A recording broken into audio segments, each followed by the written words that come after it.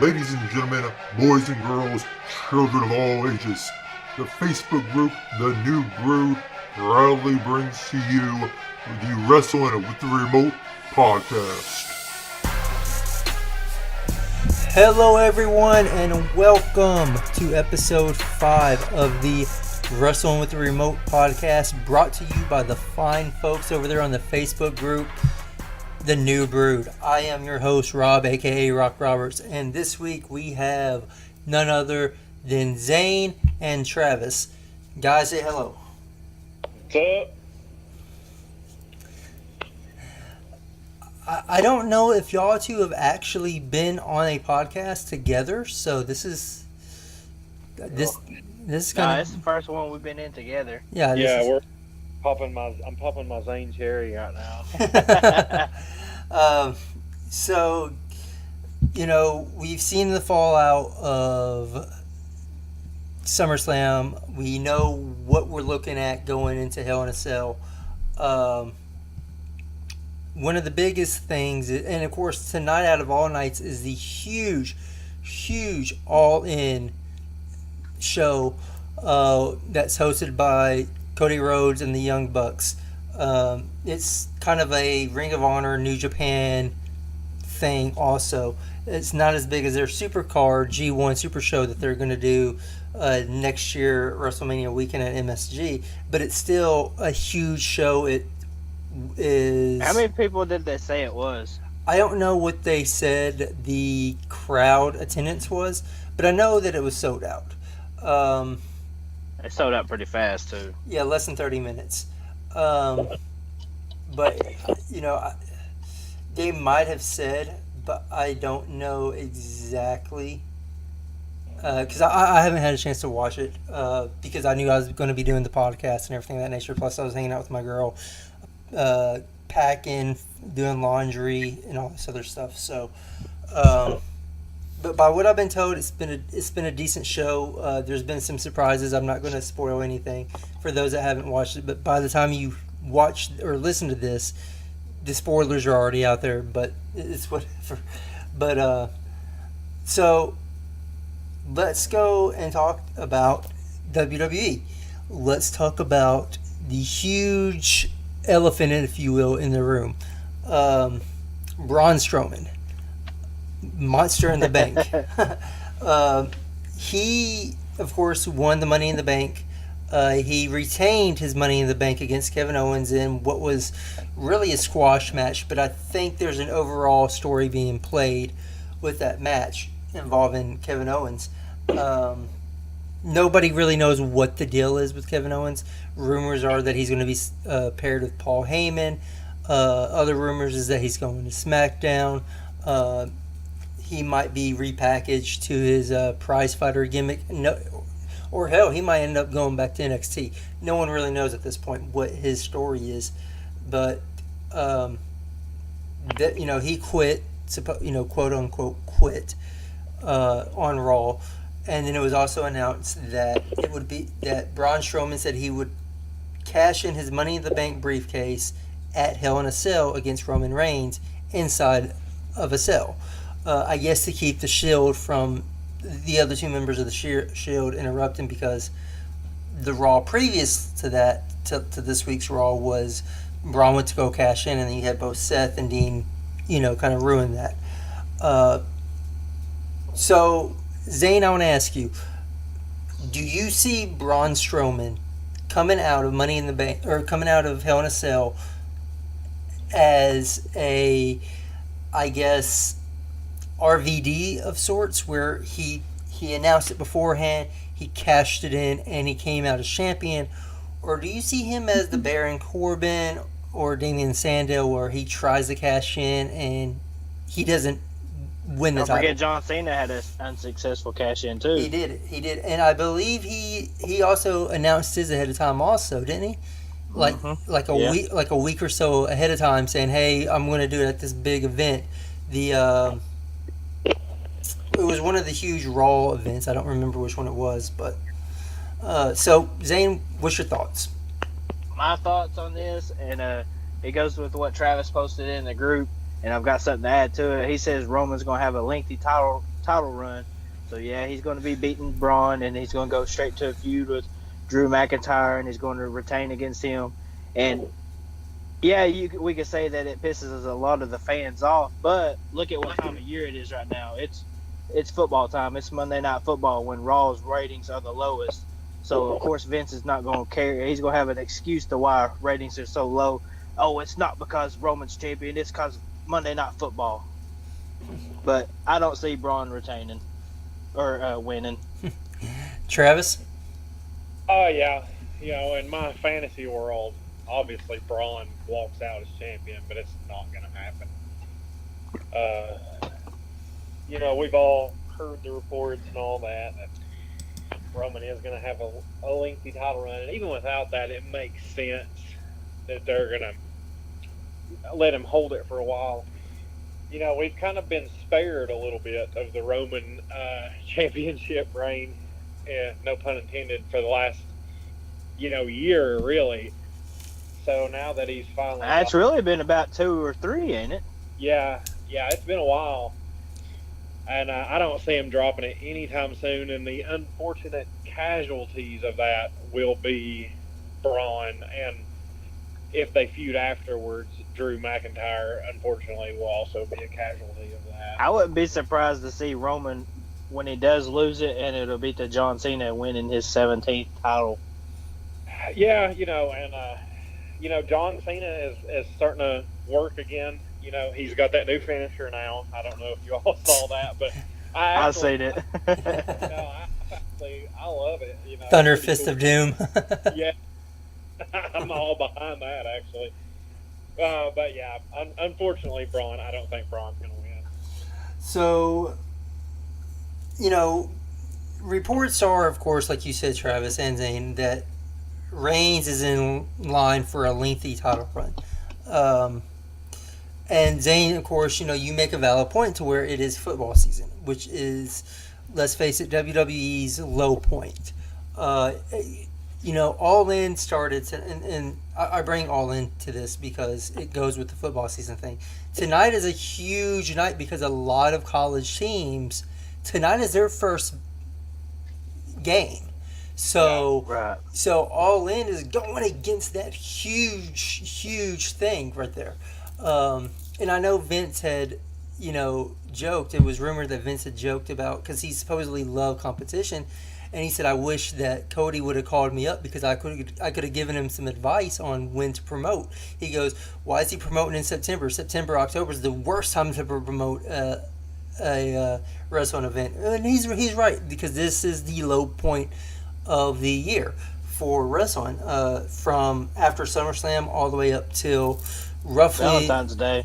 Well, I mean, all the way until the December pay-per-view. After that, that's when the Royal Rumble, the Road to the Rumble, kicks in, and that's when people get interested because everyone looks forward to the Rumble. And once the Rumble happens, then we have an idea on how the WrestleMania card is going to be shaped up, and everyone's getting pumped up for WrestleMania. But at the same time, to that aspect, he might just put the title on Strowman to try to bring more ratings in, because let's face it, people are zoning out because of Roman Reigns. Everyone knows it. Hell, WWE Creative knows it. It's been reported that even Creative is frustrated behind the whole Roman thing because they were more frustrated with Braun turning heel instead of Roman being heel, though, wasn't they? Well, the way things shaped up after SummerSlam. Well, nobody knows what's going on. Is Braun really a heel? Or yeah. Well, like we said last week, the line between heel and face is it's very skewed. I will come back to this question. I'll go back to that question in a bit because you make a valid point, and I think that goes into our next topic of discussion. But I think realistically, Strowman's not gonna win. The way I see it playing out is if you involve the Hell in the Cell or even a cage match, for the simple fact that you want to keep people from being able to interfere, that's a red flag that, hey, someone's going to interfere. You know? that's a foreshadow. So, honestly, WWE has, they're going, I feel like they're going more towards like the Attitude Era type style of event, like big events or pay-per-views, where you're going to see a lot of huge bumps, to get people talking. We saw that a lot in the Attitude Era, where Shane McMahon did the whole, he was going up against Steve Blackman. Blackman they climbed the set of the pay-per-view, and Steve Blackman had that kendo stick and knocked Shane off the top of off the side of the set, and he fell like 20 or 30 feet down, crashed through tables and everything. And then, of course, all the times Mankind was thrown off the cell or through the cell. Both, yeah. Yeah. Or when, Paul White, the Big Show, when he debuted at St. Valentine's Massacre and threw Austin through the cage itself, and that's how he won against Vince McMahon. How Austin won against Vince McMahon. We're getting back into that same format of things happening at events. Braun Strowman throwing KO off the set or off the cage. The huge aftermath. It's going to be a good match. Yeah, the huge aftermath of pretty much, Joe saying "I'll be your daddy," and just the brutality of that post-match beatdown. How many cell matches do we have confirmed? Just 2 so far? Just 3. What's the third? Jeff and Randy. That's number 2. Oh, it's going to be in cell? That's number 2. Oh, is it number? I thought the cage matches were Braun and Roman, AJ and Joe. AJ and Joe has not been confirmed as Hell in a Cell yet. Okay, it's just on the card. We don't know if it's going to be in a cell. It's not going to be in a cell. The reports coming out is that they are moving the Joe and the Joe and AJ feud from a Hell in a Cell, and they're moving that stipulation to the Jeff and Randy because they know Jeff is going to use the cell more for big pops than Joe and AJ. It makes okay. Yeah, that does. They should just have all 3 of them in. I mean, yeah. To be honest, I wouldn't mind if Joe and AJ wasn't in a cell, but it definitely needs to be like no DQ. Like they need to let them. I just think go. After SummerSlam and just how awesome Joe has been as a badass heel and getting under AJ's skin, that match out of all the Braun and Roman does with the Shield and with Braun aligning himself with McIntyre and Ziggler, that warrants a Hell in a Cell stipulation. But just the story being told with the AJ Joe match or storyline, that really needs that gimmick, that stipulation, I believe, more than the Randy and Jeff match. So I will say the Randy and Jeff feud has been much better than I thought it was going to be. Yeah, same here. When Randy Orton come back from injury, I exhaled and sighed out loud and just like, oh my gosh, here we go. So realistically, I see Braun fell in a cash in, but I see him taking a huge bump. And the way that I see the huge bump happening, I see him getting triple power bombed through the top of the cell. That's gonna be. I wouldn't do that. That's too big of a dude to risk that. I think that's going to be it. I think that's going to be the final scene that we see at Hell in a Cell. That's because it might be the last time we see Braun too. Honestly, it's going to be the only thing that stops them from booing Roman Reigns out of the ring.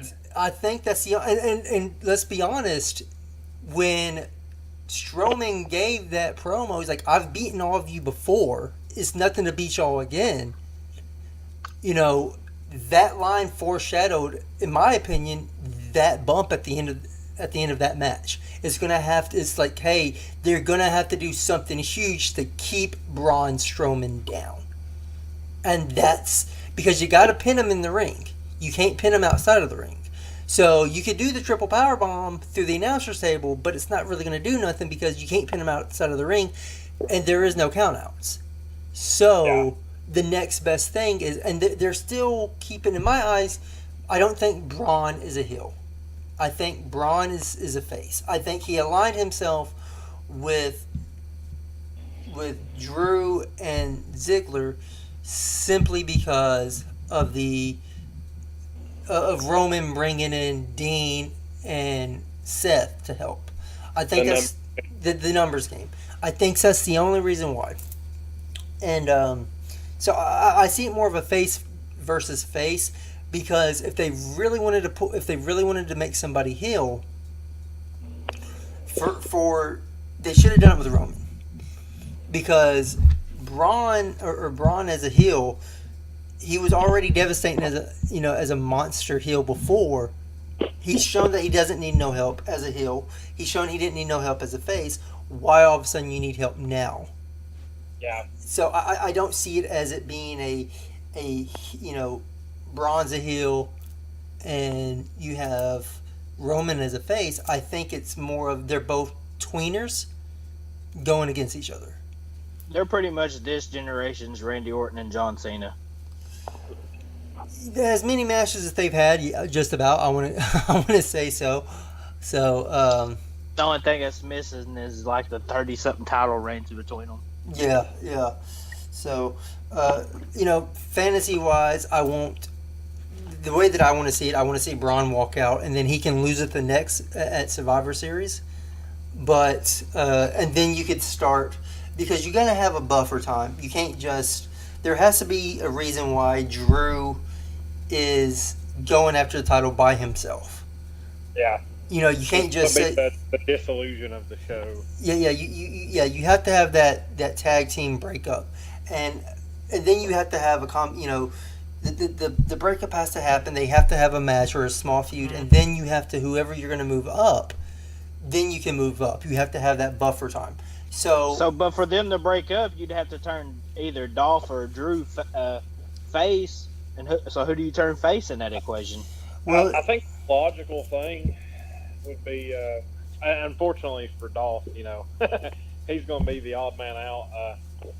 Drew, because it's happened to Dolph quite a bit, but if that happens, Drew's going to turn on Dolph, and obviously, I think Drew will kind of take on that Braun Strowman face/heel tweener, push after he kind of turns on Dolph for holding him back or whatever. The way I see it, they're not going to turn Roman heel. Vince isn't going to do it. He's refused to do it, so this far out, unless something dramatic happens. And I think I think we really can't make that call until we find out where Roman lies with Braun Strowman. Then we could make a better call on which one out of the which one's going to do the turning. Is it going to be Drew? Is it going to be Dolph? Which one's going to do the turning? But ideally, they do with Roman how they did Punk with Punk's long title reign. Was that Punk lost the title after he won it? He won it at Money in the Bank.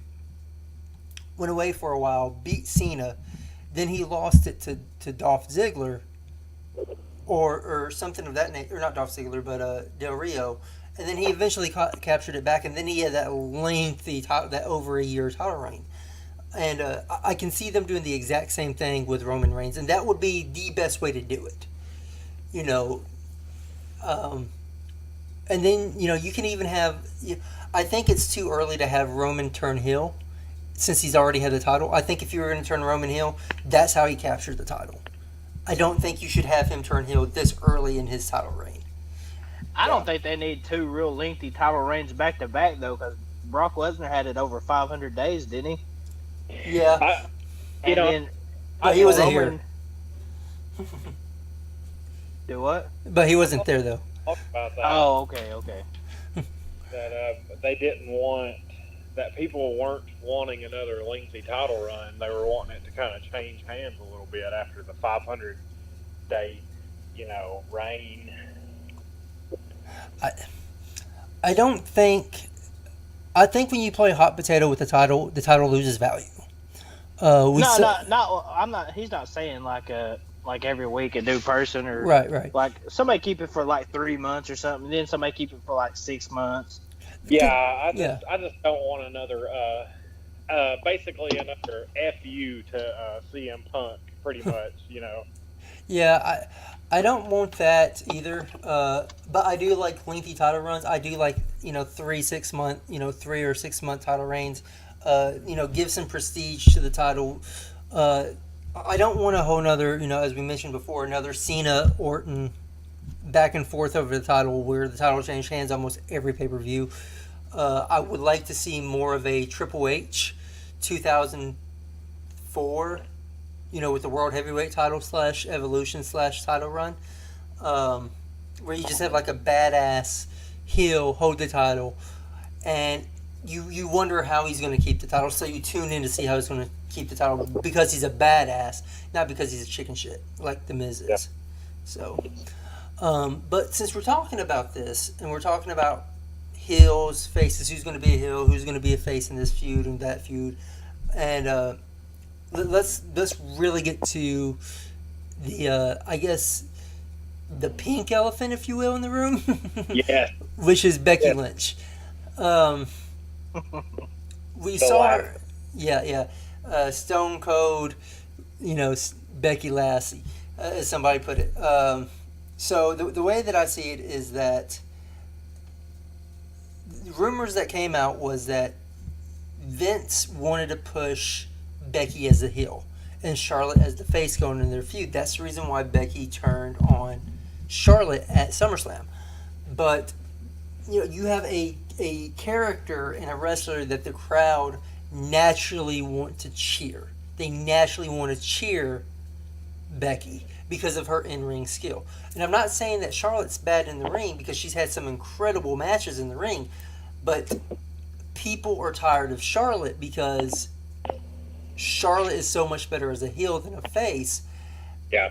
And she has that Flair name attached to her. So whenever you associate wrestling and Flair, you cheer because of the prestige with that name, but in your mind you're thinking heel, because the majority of Flair's career he was a heel.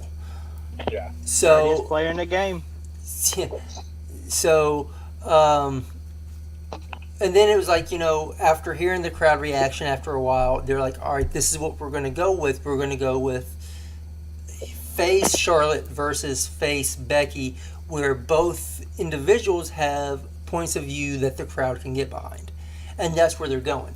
But the real question is, do you really think Becky's a heel? Do you really think she's a face? And why? Zane, take it away. Well, first off, my question is, did the WWE creative and Vince really think that the crowd was going to boo Becky for beating up Charlotte? That's just a no-brainer. I kind of want to say... If you know anything about wrestling and what's going on in WWE, you know the crowd was going to be on Becky's side no matter what. See, and that's the thing. I guess they thought in their mind that the crowd would turn on Becky, because let's face it, unless they do something horrible and they come back, if a superstar comes back from injury, the crowd always cheers. Even when Cena would be out for a while for injury, when he came back, that was some of the biggest pops that he got, was when he would come back from injury. Like, if you look at when he returned for the Rumble years ago, that was one of his loudest pops, because no one expected him to be back. Everyone, at that time, people was tired of Cena, but when he came back, it was such a big surprise, and he was coming back from injury. That was one of the biggest pops I had ever heard. So I'm guessing they're like, all right, Charlotte's coming back from injury. People's going to cheer her because of that. We can't have two faces go at it with one another. We've already played this storyline with Becky.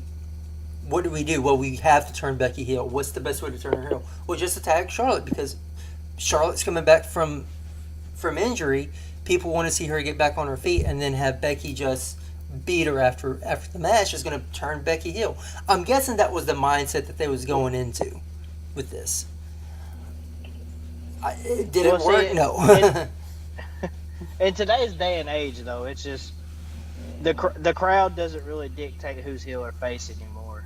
Because I mean, your heels get cheered, and your faces get booed for the most part. Right. So, what do you have Becky standing at? You have her standing at a heel or a face?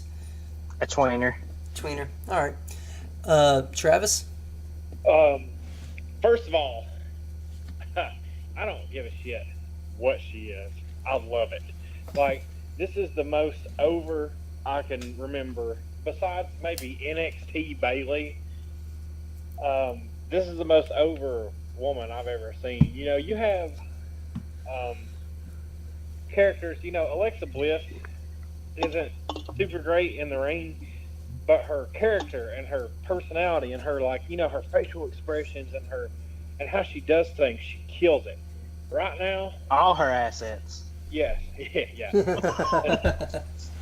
but right now, Becky is on that level, dude. She's just killing it. Like last SmackDown, when she, you know, she beat up Charlotte again, and she grabbed the title, and she's like, you know, it's Hell in a Cell. You know, I'm coming for what's mine. And then she, you know, calmly she bent down in front of Charlotte and she said, "You bitch." Like, it was so genuine. Like, it was just, I loved it. I think the best possible booking for her is if it's true that they're going to go through with the kind of anti-hero, Stone Cold, you know, screw you, I'm going to do what I want. I think Becky's killing it as that right now. Why not? She's easily the most over woman on SmackDown right now. Yeah. By far. Yeah. I think they should go with that. Like, I mean, this is the, you know, this is the easiest path to success WWE has ever had with a woman. Just put the strap on her and let her do what she's doing, because this is the most red hot I've ever seen a female wrestler, I think. Hold on. Time out. I can't keep from laughing. Put the strap on her? You want her to have the strap on? I know. I tried to keep this PG-14, that's the but thing that makes her more over right there. Well, let me ask you this: if she doesn't win at Hell in a Cell, does this hurt her majorly? Absolutely. Oh, it kills it, I think. I mean, she'll still be over, but you know, here's the thing: if you're gonna have her as this kind of just badass, you know, screw you character, there's only so much. I mean, she already hasn't won anything since her. I'm with you. Yeah. If she doesn't win the title, then this heel turn, or if you want to call it a heel turn, this whole thing was just for some cheap pops. Yeah, I mean, she loses any moment. She has to win. It's, you know, she wins, she becomes women's champion, she becomes the woman incarnate of Stone Cold Steve Austin and all is well in the universe. Or she loses and it all goes to crap. I mean, could you imagine the SmackDown after she wins? Oh, the roof would come off. So let's dial it back a little bit. Let's take it back a few, and let's think about it overall. Becky wins. You're saying that the roof's going to blow off. At Hell in a Cell, SmackDown afterwards, the crowd is going to go nuts. That is true. Charlotte just got the title. Do you think Charlotte's going to drop it as soon as they just gave it to her? She's done it before. Yeah, if you look at her and Sasha, they played hot especially potato. Sasha. Yeah, that's happened before. And she's already got 4 or 5 title reigns already.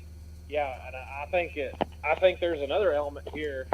I might be wrong. Correct me if I'm wrong, but Charlotte's still undefeated in pay-per-views. Nope. No, Bailey ended that a long time ago. Okay. Yeah. Well, I don't know, man. I think it's hard to say, because it's just hard to know what WWE is going to do. Here's the A thing. lot of times they are predictable, but they fool us a lot. Every once in a while they'll pull a sneaky on you, you know. This is how I see it. I think giving Becky the title right now is the wrong thing to do. Because you really need a heel to face Becky. You don't have it in Paige. Paige can't really play the heel. She can't. Honestly, I don't like Paige as GM, just because she can't. Not saying that she's not good for the role. I just don't think someone that's not able to take a bump, who cannot have their up and comings, because they're not clear to take a bump in the ring. I don't think they should be in any sort of authority role at all. Because it really makes it hard to tell a story with that person. But so who else are you going to have Stone Cold Becky go up against? Are you going to go up against face Charlotte? And if you're going to try to keep her a face, how do you keep the title on her? Because let's face it, once Becky gets the title, what's going to happen? The bigger story is the chase to the title. I mean, that was the story being told here as of late with Becky going after the title. She felt like, and that's the reason why the crowd got so behind her, because we all saw she was being overlooked. Now once she gets that title, you deserve it, and then after that, after a couple of months, they're like, all right, what is she going to do now? Because she doesn't have that Vince McMahon to go up against. I say let Charlotte keep the title, turn Charlotte completely heel, and that's how Charlotte keeps the title. And Becky snaps even more, turning more into that Stone Cold dynamic, that Stone Cold character that we really want to see her. Like, she's like, what the hell? And she just, right now we only see her going against Charlotte, which, is fine, because Charlotte's the reason why she didn't get the title. She had the title in her hands before Charlotte hit the natural selection, and then she ended up pinning, if I'm not mistaken, Becky. So, yeah.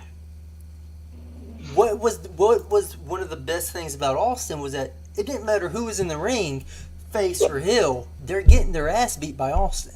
And Austin might not even had anything to do with the person, anything with the match. Austin comes out in the middle of a match, just like a mid-card match, stuns both of them just because he's Stone Cold. He can do that, and it's so over with the crowd.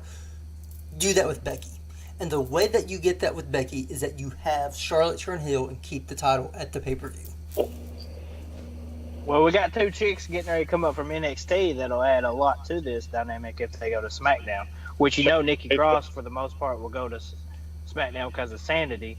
And Shayna Baszler and Becky, that'd be some fantastic matches. Yeah. So I see Becky as a face. I see her as the anti-hero. They try to play her off as a heel. That's what Stone Cold did. He just whoever he was facing, he was the opposite of what they were. Well, no, not even that. It's like Stone Cold was always a face. It didn't matter who he was facing. It's just that he didn't fit the mold of like as they called it, the golden era of a face and a heel. That's when the crowd started to go into this direction of, we'll cheer who we want. You don't tell us who to cheer. I think Becky can absolutely be that, but I just think she has to win. I mean, if she loses twice in a row, if she loses, who's Charlotte going to go against? If she loses, then what happens? I mean, you could, which it would be effective. You knock Becky down, she loses again. She has to work her way back up, and then finally faces Charlotte again. How many ever months down the road or whatever? But I don't know. I feel like Becky can win.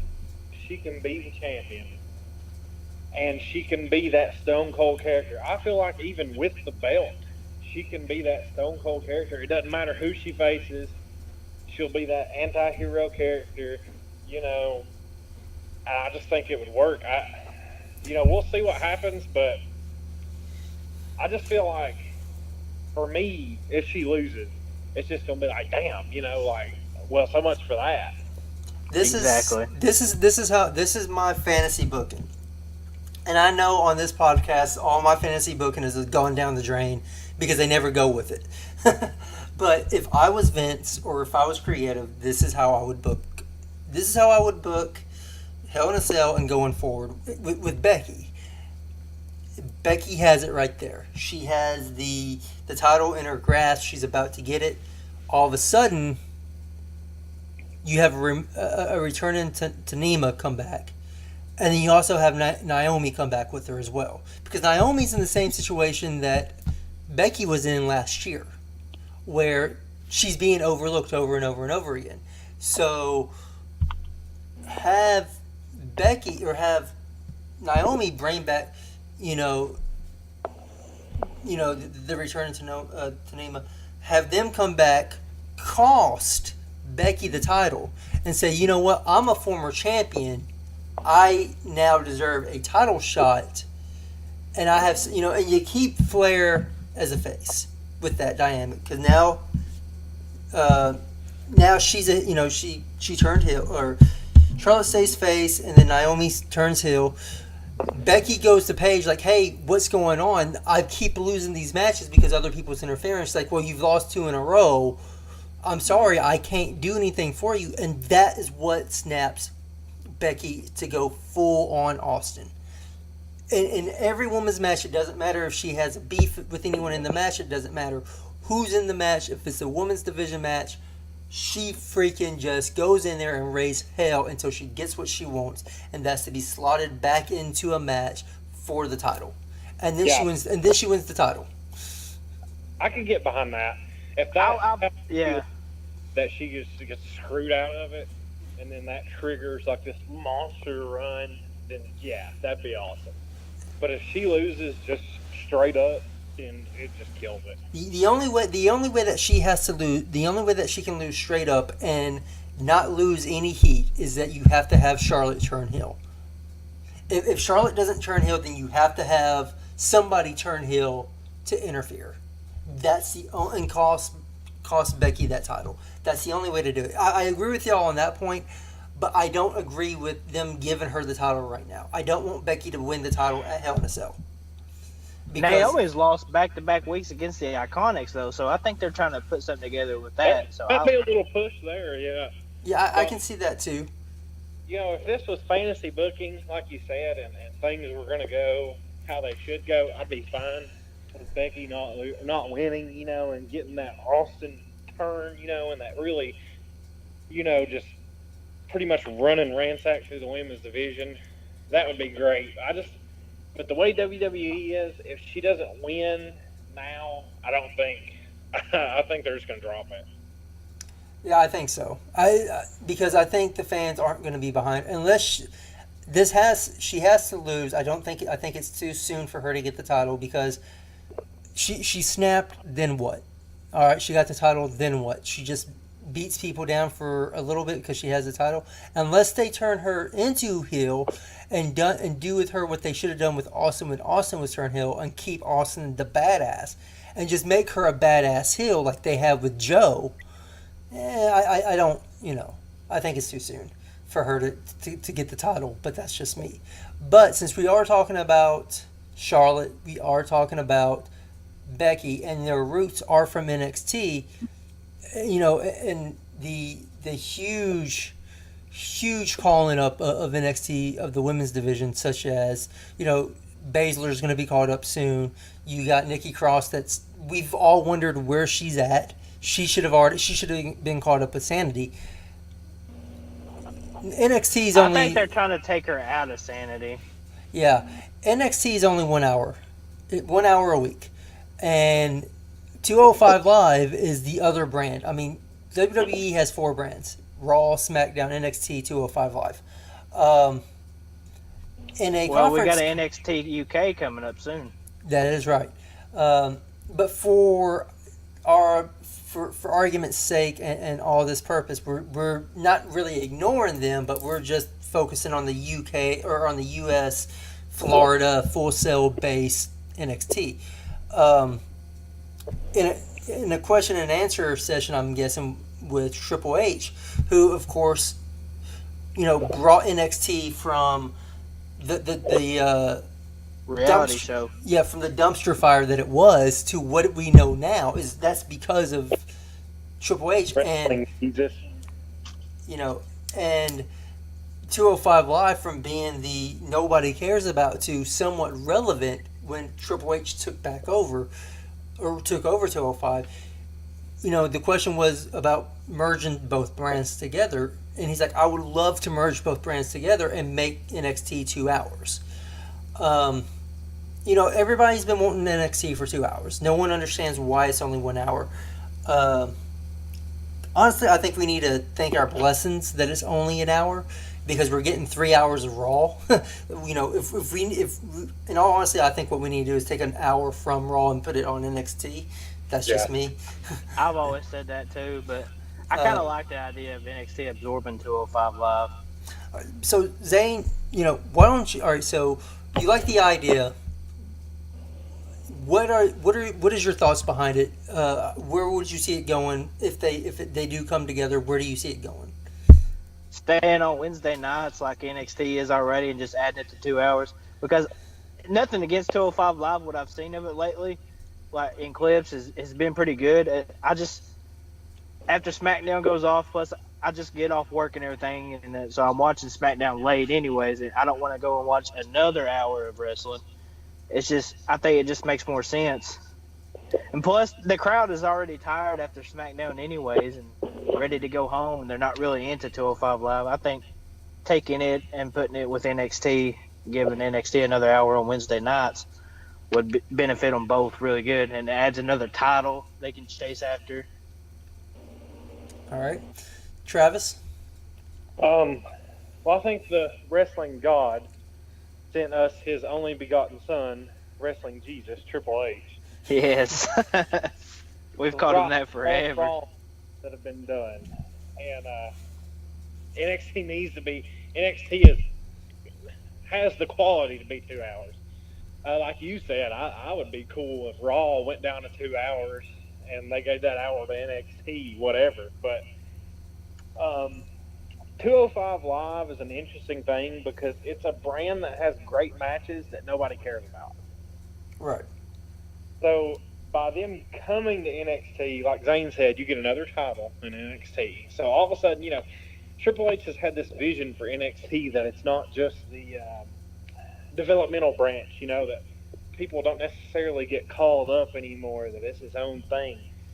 And I think absorbing 205 Live, putting the Cruiserweight title in NXT, I think that really takes a huge step into that vision of NXT being its own brand. I mean, it's already its own brand, but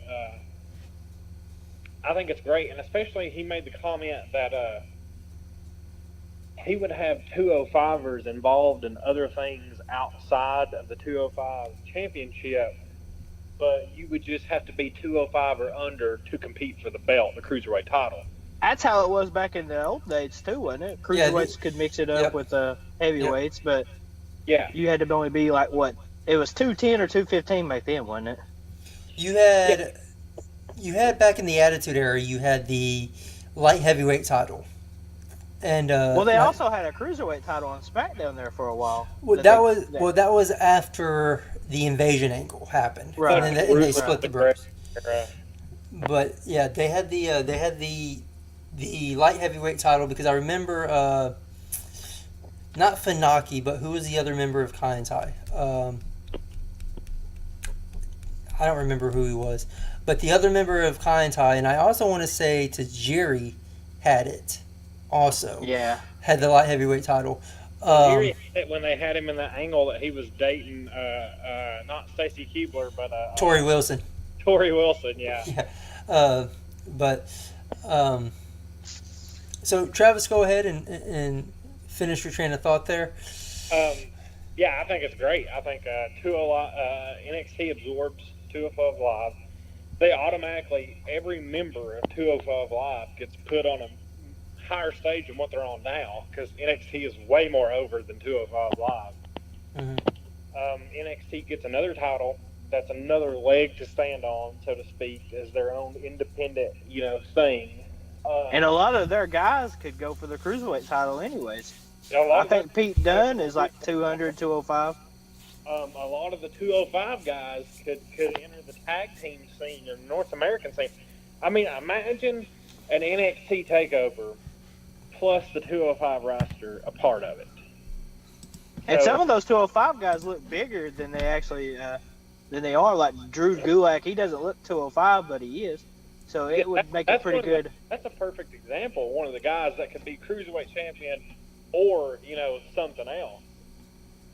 I can see Gulak as a North American or even NXT champion. I mean, not right now, obviously, but someone down the road. Yeah, but yeah, I think it's a great. I think it's a win-win-win-win across the board. So, all right, here's my thoughts. Of course, I said at the start of it, I would love for Raw to take that extra hour and put it with NXT, but that's not Vince's call. That's no one's call. Simply because USA, Universal, Comcast, whoever's making the calls there, they are the ones that's paying for that third hour. Vince isn't like, hey, let us give you this third hour. WWE is making a crap load of money hand over fist with them producing that third hour. Like, USA is paying WWE to produce that third hour of Raw. So, with that being said, it sucks because we're still going to have 3 hours of Raw, even if we get 2 hours of NXT. I see a couple of issues with NXT going 2 hours. One, they have to, if they're gonna bring 205 Live in, they gotta drop the 205 brand altogether. The name of completely. The name, the brand, the whole 9 yards. They need to scrap it. And call it what it is: the cruiserweight division, not the 205 division. That's what we call it, because that's the only show that they appear on. They don't interact with any of the other brands. But that being said, Zane, you're right, and you're right on a couple of different issues. On one point, but on many different sides of that point, where you get off of work and you watch SmackDown for that 2 hours, you don't want to have to go and search. All right, SmackDown's over. Let me boot up the WWE Network. Let me scroll over. Hopefully it hasn't already started yet before I find it, it loads it, and then I can watch 205 Live after I've worked a long, a long day. Right. You can start it from the beginning, but but let's take it from the fan point of view that's in attendance. You've just sat through 2 hours of SmackDown. Actually, longer than that, because you get there. Right. Before they even start, they got dark matches and stuff, so you're probably there a good 3 hours. And then you have 205 Live, which, let's be honest, we've all said it. Nothing against, and I've said it plenty of times. I believe 90% of the talent on the WWE roster, developmental, NXT, 205, Raw, SmackDown, they're great talents. We've seen talent that we thought sucked on the main roster leave the main roster and have all kinds of success in New Japan, in Ring of Honor, TNA, because their talent was that's exactly what I was thinking. Cody Rhodes. Their talent was just like Cody Rhodes was awesome in the ring, but WWE just didn't want to shine a light on him. Nothing against the 205 Live guys, but nobody really knows about them. They don't have that exposure like you have with SmackDown and Raw. You have SmackDown or stuff that's happening on SmackDown. You have storylines being aired in commercials on Raw. You have storylines that are happening on Raw airing on SmackDown during commercial time. You don't have that with 205 Live. And if you do, it's brief. You don't get that recap. With the 205 Live brand, they're pretty much regulated to the kickoff show of the big pay-per-views, or to any of the pay-per-views. And I mean, as sad as that says, when was the last time you saw the Cruiserweight division title, or just a Cruiserweight altogether, appear on the main card of any pay-per-view? The It last, would be nice to see a cruiserweight title defending that takeover. the Right. last time I saw a cruiserweight Sorry. person in prime time was Neville. Right. So, so by that time, nobody in the crowd really knows who these wrestlers are. They're tired. They're exhausted. They just want to go home. You know, they want to beat the traffic. They still got to go to work the next day because this is Tuesday night. You know, granted, I think it's either this year or next year it goes to Fridays on Fox. But case in point, you still going home afterwards. You know, you're going to be tired. You're exhausted. You have that traffic you got to deal with. Move it to NXT. You know, expand NXT 2 hours. The only issue with expanding NXT 2 hours per week is that they tape their shows. Oh, you know, they in 1 to 2 settings they tape an entire month's worth of shows. In fact, they do it even longer sometimes because we're not getting another takeover till when? November? Yeah. So you have September and October that they're gonna tape now, and then they're gonna air those out between the next few months. You really can't do that with 205 Live. If you add 205 Live to them, you're adding those matches. That's going to be a little bit harder to do to tape those segments because you're going to have to pay a little bit more money because you're going to have to use the studio time a little bit more. Are takeovers 3 hours long? A little bit over 2 hours, I think. See, they'd have to bump that up to 3 hours because having your special 2 hours as the same as your regular show, that'd just be kind of weird to me. Yeah. So, there's a lot of logistics, and I'm pretty sure they're completely aware of the logistics in this, but there is... They can do a takeover special where like where they take over 205 Live, and that's how they acquire it. So, I would love to see it.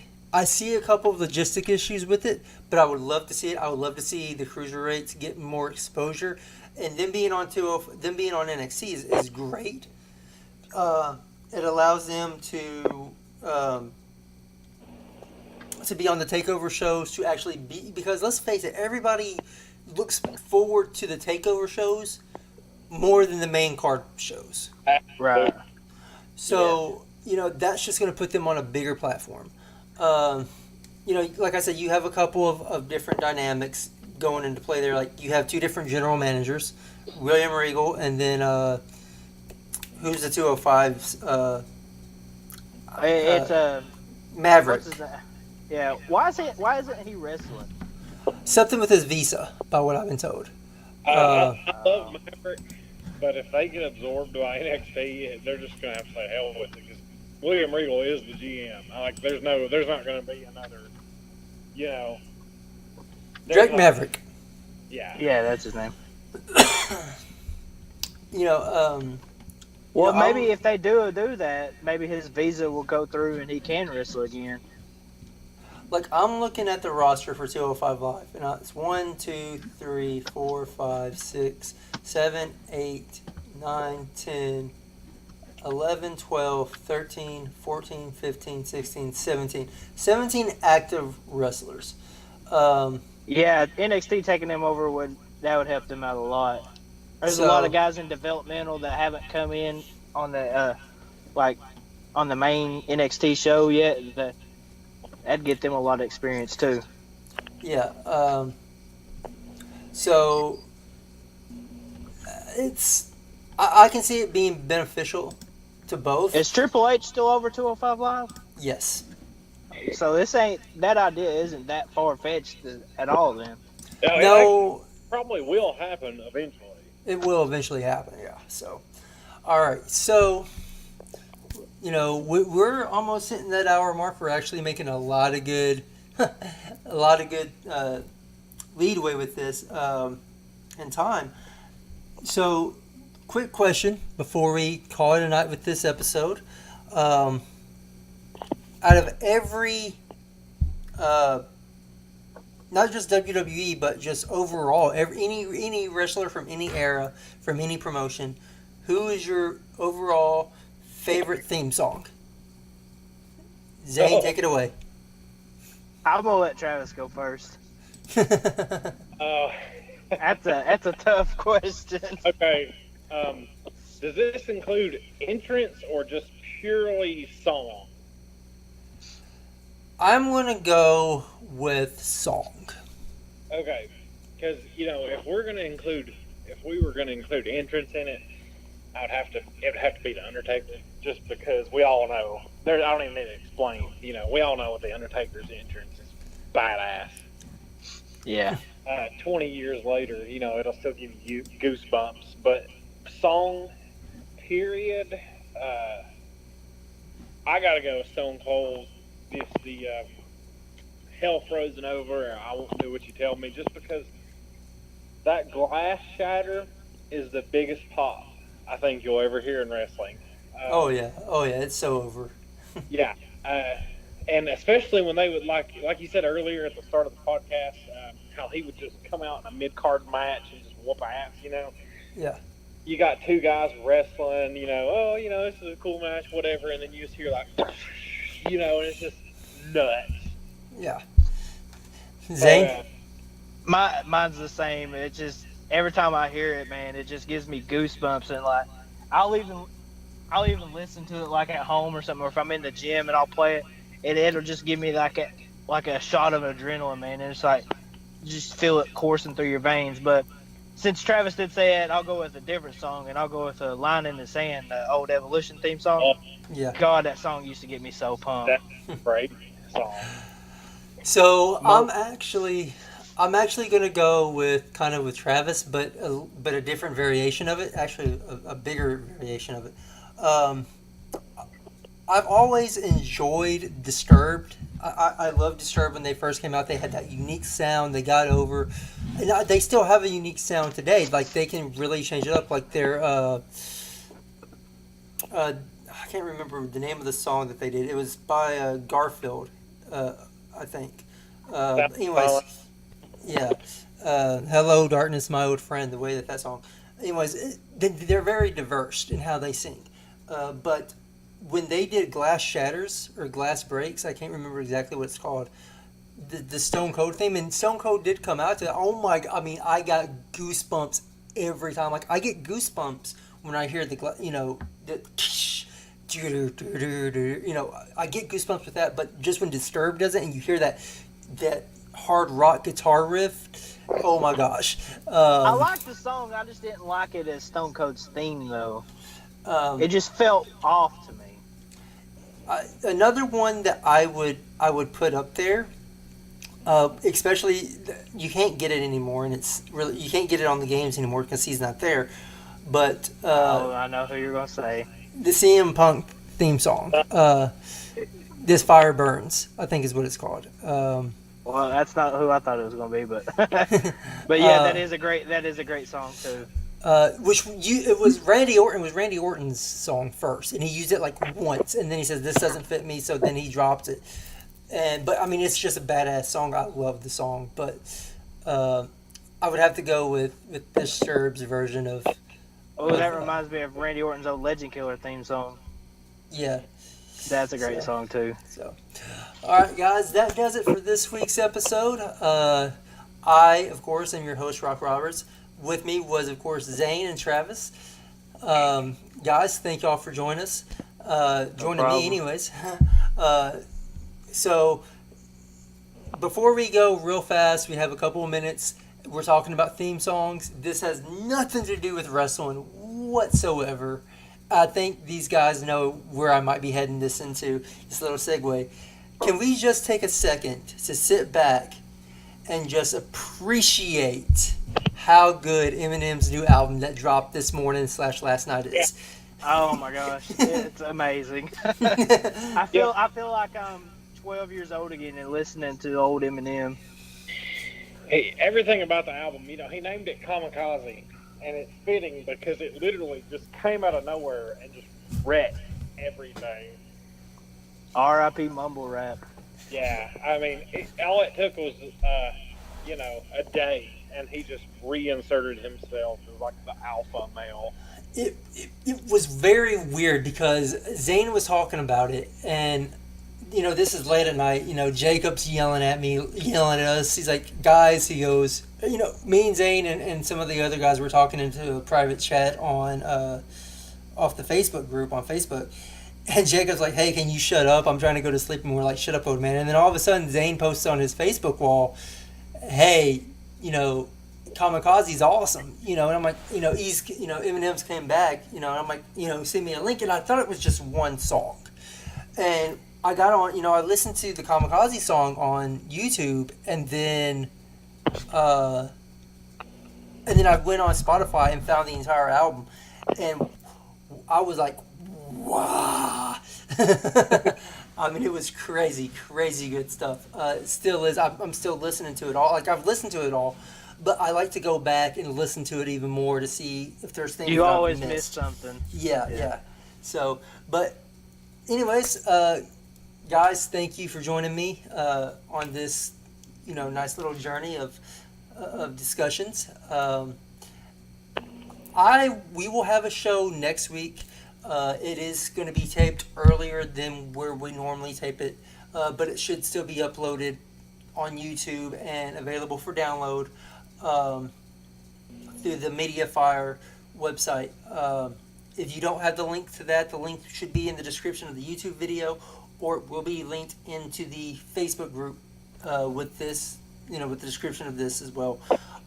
So for me, Rob, for Zane, Travis, thank you, and have a good night, good day, afternoon, whenever you're listening to this. Peace. See you guys.